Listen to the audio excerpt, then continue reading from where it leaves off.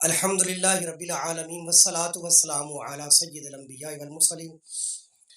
آج ہم سیدنا یوشع بن نون علیہ السلام کا تذکرہ کریں گے۔ سیدنا یوشع بن نون علیہ السلام یہ سیدنا موسیٰ علیہ السلام کی زندگی، مبارک زندگی کے اندر بھی بعض ظفر انہوں نے موسیٰ علیہ السلام کے ساتھ فرمایا ہے، اور سیدنا ہارون علیہ السلام کے بعد بنی اسرائیل جن کے حوالے کی گئی وہ سیدنا یوشع بن نون علیہ السلام ہے۔ قرآن مقدس میں ان کا نام تو ذکر نہیں ہے، لیکن سورہ کہف کے اندر اشارتاً دو آیات مبارکہ کے اندر اللہ تبارک و تعالیٰ نے ان کا ذکر فرمایا ہے۔ اور حضرت سیدنا ابی بن کعب رضی اللہ تعالیٰ سے صحیح روایت منقول ہے، وہ فرماتے ہیں کہ قرآن مقدس میں فتح نوجوان کا، جس نوجوان کا ذکر ہے سورہ کہف کے اندر حضرت موسیٰ علیہ السلام کے ساتھ سفر کرتے ہوئے، وہ اس نوجوان سے مراد یوشع بن نون علیہ السلام ہے۔ سیدنا یوشع بن نون علیہ السلام یہ حضرت موسیٰ علیہ السلام کے زمانے کے اندر سیدنا موسیٰ علیہ السلام کی خدمت بھی کیا کرتے تھے۔ آپ سورہ کہف کے اندر اندازہ لگا لیں کہ جب سیدنا موسیٰ علیہ السلام نے، احادیث مبارکہ میں آتا کہ ایک قوم کے اندر جب آپ نے بڑی بہترین علمی تقریر فرمائی نا، تو بنی اسرائیل میں سے ایک شخص نے آ کر کہا کہ اے موسیٰ علیہ السلام، آپ تو بہت بڑے علم والے ہیں، کہ آپ سے بڑا بھی کوئی عالم ہے؟ تو سیدنا موسیٰ علیہ السلام نے فرمایا کہ نہیں، سب سے بڑا تو میں عالم اس وقت موجود ہوں، اور ظاہراً واقعتاً جو اللہ کا نبی اور رسول ہوتا ہے اس سے بڑھ کر تو اس وقت تو کوئی عالم نہیں ہوتا، لیکن اللہ تبارک و تعالیٰ جو ہے وہ خالق کل ہے، وہ مختار کل ہے۔ تو اللہ تبارک و تعالیٰ نے موسیٰ علیہ السلام کو اس چیز کا اظہار کرنے کے لیے کہ موسیٰ علیہ السلام آپ کو اس جواب کی بجائے یہ جواب دینا چاہیے تھا کہ اللہ تعالیٰ زیادہ بہتر جانتے ہیں، باوجود کہ موسیٰ علیہ السلام کا جواب بالکل درست تھا، اس لیے کہ وقت کے نبی سے بڑھ کر کوئی عالم نہیں ہو سکتا، لیکن اللہ تبارک و تعالیٰ نے پھر سیدنا موسیٰ علیہ السلام کو حضرت سیدنا خضر علیہ السلام کے پاس بھیجا تاکہ موسیٰ علیہ السلام کو علم کی کچھ جھلک ان کی طرف سے بھی دکھائی جائے۔ ظاہری بات ہے کہ جو اللہ کے پیارے ہوتے ہیں ان کی آزمائشیں اور ان کے امتحانات بھی بڑے ہوتے ہیں۔ پھر وہ ایک لمبا واقعہ ہے جو سیدنا موسیٰ علیہ السلام حضرت سیدنا خضر علیہ السلام کے پاس جاتے ہیں، اور پھر وہ واقعہ سارا پیش آتا ہے۔ اس سارے واقعے کے اندر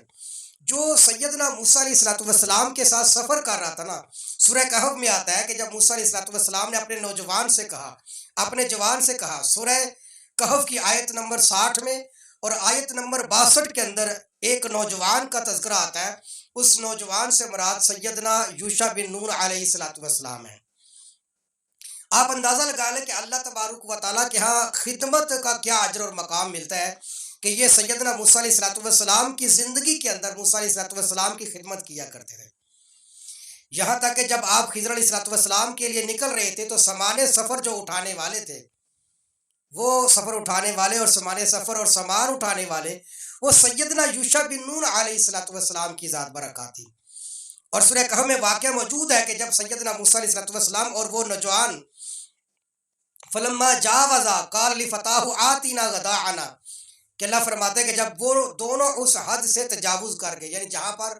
خضر علیہ السلام سے ملاقات کرنی تھی، جب اس جگہ کو تجاوز کر گئے تو موسیٰ علیہ السلام نے اپنے جوان سے کہا، یہ جوان یہ یوشع بن نون جوان تھا، آتینا غداءنا لقد لقینا من سفرنا ھذا نصبا، اے یوشع بن نون آپ ہمیں ناشتہ دیجئے، ہمیں تو اس سفر نے تھکا ڈالا ہے۔ تو پھر حضرت یوشع بن نون نے کہا تھا، یہ یوشع بن نون ہی تھے کہ کہا، اے یا نبی اللہ، اے اللہ کے نبی، آپ جب آرام کر رہے تھے نا تو اس وقت وہ جو مچھلی بھنی ہوئی تھی وہ تھیلے سے نکلی ہے اور پانی کے اندر اس نے چھلانگ لگا دی، اور کمال یہ کہ جیسے جیسے وہ پانی میں جا رہی تھی تو پانی کے اندر سوراخ ہوتا جا رہا تھا۔ یعنی یہ ایک عجیب اللہ تعالیٰ نے اپنی قدرت کا اظہار جو ہے نا ان کے سامنے کیا۔ تو سیدنا یوشع بن نون نے جب یہ کہا نا تو موسیٰ علیہ السلام نے کہا کہ اللہ کے بندے، ذالک ما کنا نبغی، وہی تو وہ جگہ تھی جس کو ہم تلاش کر رہے تھے، فرتد علی آثارہما قصصا۔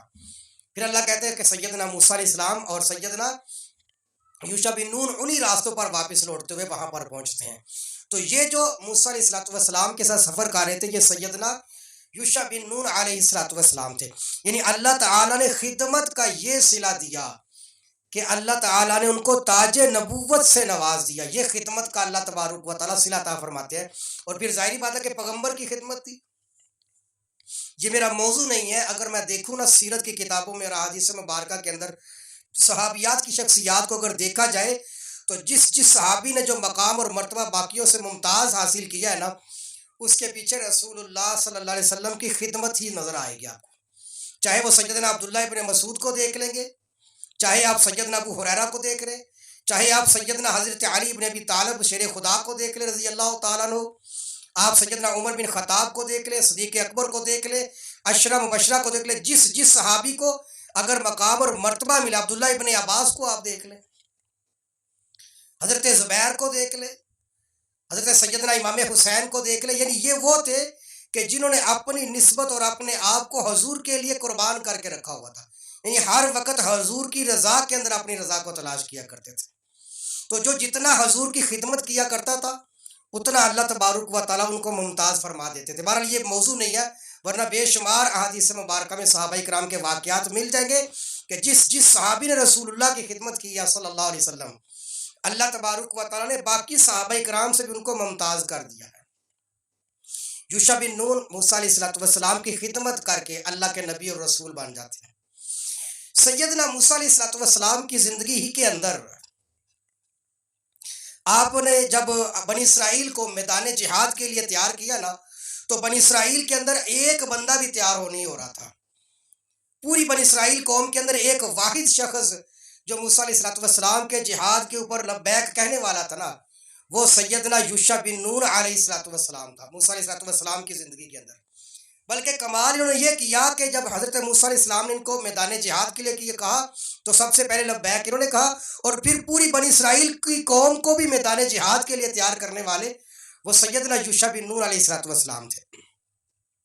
سیدنا یوشع بن نون علیہ السلام کے بارے میں ابن عثیر فرماتے ہیں رحمۃ اللہ تعالی علیہ کہ ان کے ساتھ یوشع بن نون علیہ السلام کے ساتھ بالکل وہ معاملہ درپیش آیا جو سیدنا اسامہ بن زید کے ساتھ پیش آیا تھا. یعنی جیسے سیدنا اسامہ بن زید کو امیر لشکر بنا کر آپ علیہ السلام نے مدینہ سے روانہ فرما دیا تھا، ابھی حضرت اسامہ بن زید کا لشکر مدینہ سے نکلا نہیں تھا کہ سرکار دو عالم صلی اللہ علیہ وسلم دنیا سے پردہ فرما جاتے ہیں. فرماتے جیسے اسامہ بن زید کے ساتھ معاملہ ہوا، بعین ہی ایسے معاملہ حضرت سیدنا امام حضرت موسیٰ علیہ السلام نے حضرت یوشع بن نون کو امیر المجاہدین امیر لشکر بنا کر بھیجا ہی تھا. ابھی اس شہر سے نکلے نہیں تھے کہ سیدنا موسیٰ علیہ السلام کا بھی انتقال ہو گیا. یعنی بعین ہی وہی معاملہ ہوا جو حضرت اسامہ بن زید کے ساتھ معاملہ ہوا تھا. اور پھر جب حضور کا وصال ہو گیا تو صحابہ کرام نے ابوبکر صدیق سے کہا کہ بھی اسامہ بن زید کو روک لیتے، ان کی جگہ اگر کسی اور کو امیر لشکر بنا دے. تو سیدنا صدیق اکبر نے فرمایا کہ نہیں، جس چیز کو اللہ کے رسول صلی اللہ علیہ وسلم نے مقرر فرما دیا میں اس کو نہیں بدل سکتا. لہٰذا پھر حضرت سیدنا اسامہ بن زید ہی کے زیر انتظام جو ہے وہ اس لشکر کو روانہ کیا گیا اور امیر لشکر بنا کر اسامہ بن زید کو بھیج دیا گیا. اسی طرح سیدنا یوشع بن نون بھی موسیٰ علیہ السلام نے ان کو امیر لشکر کا بنا کر بھیجا تھا. ابھی یہ شہر سے نکلے نہیں تھے کہ سیدنا موسیٰ علیہ السلام کا انتقال ہو جاتا ہے.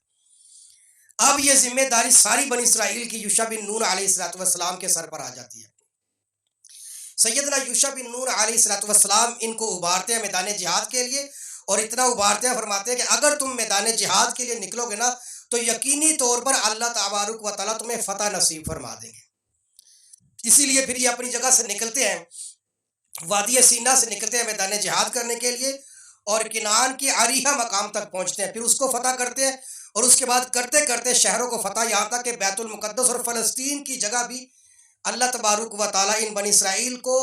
عطا فرما دیتے ہیں. اور اللہ تبارک و تعالیٰ نے پھر ان کو فرمایا کہ اے تمہیں بیت المقدس، مبارک جگہ ہے فلسطین کا مقام، اور بیت المقدس کے ارد گرد اتنی مبارک جگہ ہے کہ بہت سارے انبیاء اکرام کی جائے مدفن بھی وہ ہے جگہ. تو اللہ تبارک و تعالیٰ نے بنی اسرائیل کو خطاب کرتے ہوئے فرمایا کہ اے بنی اسرائیل، میں نے تمہیں بیت المقدس اور فلسطین کی جگہ عطا کر کے بہت بڑی تمہارے اوپر کرم نوازی فرما دی. لہٰذا اب تمہارے لیے حکم یہ ہے کہ تم جیسے ہی اس شہر مقدس شہر کے اندر داخل ہو جاؤ، حضرت یوشع بن نون علیہ السلام کے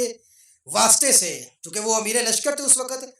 تو اللہ تعالیٰ نے فرمایا کہ اے بنی اسرائیل والو، تم نے استغفار کرتے ہوئے شہر میں داخل ہونا ہے، اور اللہ تبارک و تعالیٰ کی बारगाह से बख्शिश की दुआ करते हुए इस शहर हरम के अंदर दाखिल होना। तदखुलू हाज़िहिल क़रियता,